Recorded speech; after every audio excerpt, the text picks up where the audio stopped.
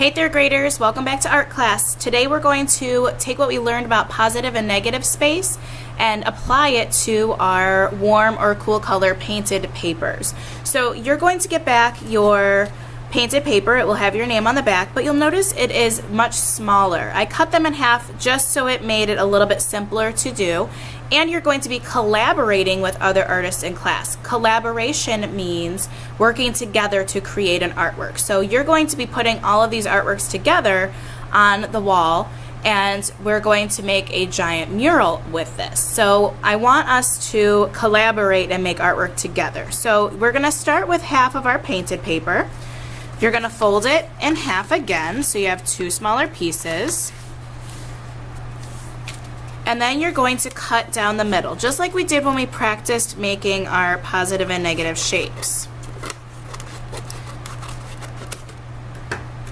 Now you have two pieces of smaller paper to work with today. You're only going to need one for your final artwork because it's going to be pretty small, but you have two, so you have some options. So you're going to cut two different shapes, but you're only going to keep one. If you feel pretty confident with the first one, you don't have to cut the second one, but I'm just going to show you one so that you know the directions. So first you're going to fold this in half because we're working with symmetry. Remember, symmetry means whatever you do on one side of the line, you do on the other side. So if I fold my paper in half and I cut from the fold, remember the fold is the bottom of the V, I'm going to make my shape symmetrical just like these ones over here. To help me make my shape, I'm going to use a pencil to draw because that will help me stay on my line. So I'm going to start at the bottom of the V. There's the bottom again. I'm just checking to make sure I'm starting in the right place. And I'm going to make what's called a non-objective shape, which means that it's just kind of a crazy shape. And it doesn't matter if it has a name or not. Your shape should be pretty big so that you can make something in the middle, just like I made over here. Then I'm going to start cutting on my line. If I go off the line, it's okay because that's not in stone. I can change it a little bit. I'm keeping my paper folded so that I cut through both halves and trying to make my cuts very neat. Notice I'm turning my paper and not my scissors. Sometimes you have to turn your scissors, but it's better to not turn the scissors because that gives you more control.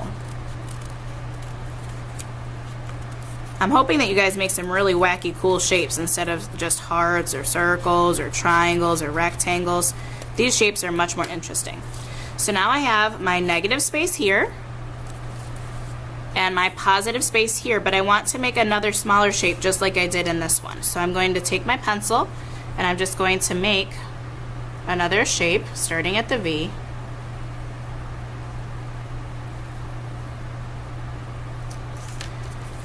And going back to the V.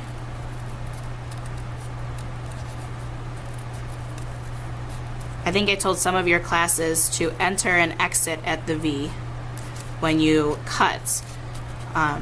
So that's the same idea.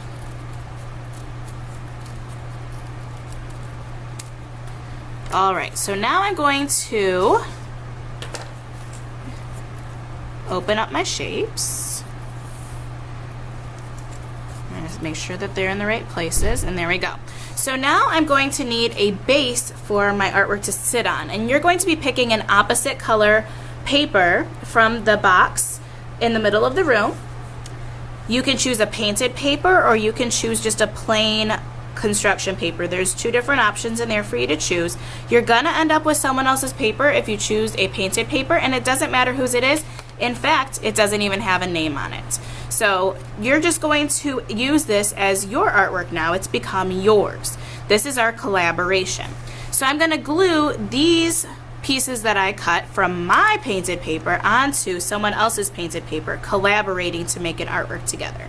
So I'm going to get my glue, open it up, squeeze it to make sure it breathes. Ooh, this one's ready to come out, so I think we're good. First I'm going to start with the rectangle shape, and I'm going to put some glue on the back. So let me move that out of the way. I always want to start with glue around the perimeter. The perimeter means the outside. Notice that I'm making small dots of glue, not making big globs.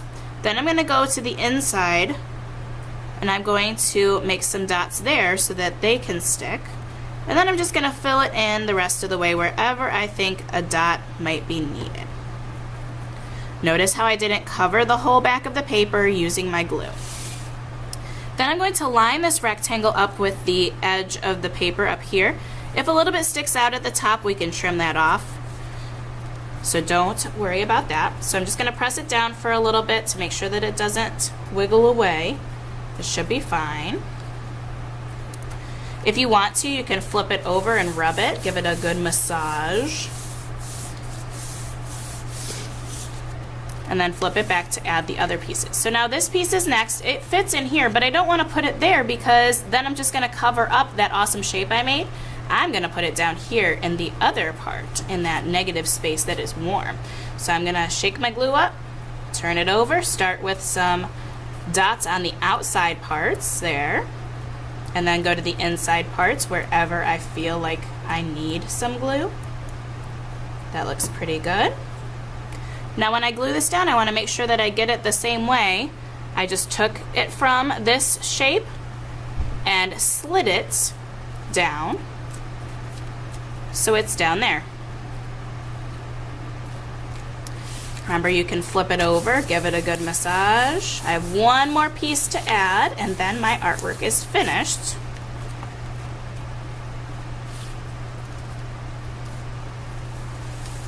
So let me put some glue on this little piece here, and it's going to go in the top part. Remember, I took it from, I cut it out of this shape, and I'm going to glue it in the top shape. Just in the middle there. It doesn't have to be exactly perfectly lined up, but it'll still look really cool. I'm going to massage my paper for just a couple more seconds just to make sure that all my glue is stuck. Close up my glue bottle, and the last thing I put on there is my name on the back because I'm borrowing someone else's paper and now it has become mine, so I need to put my name on the back.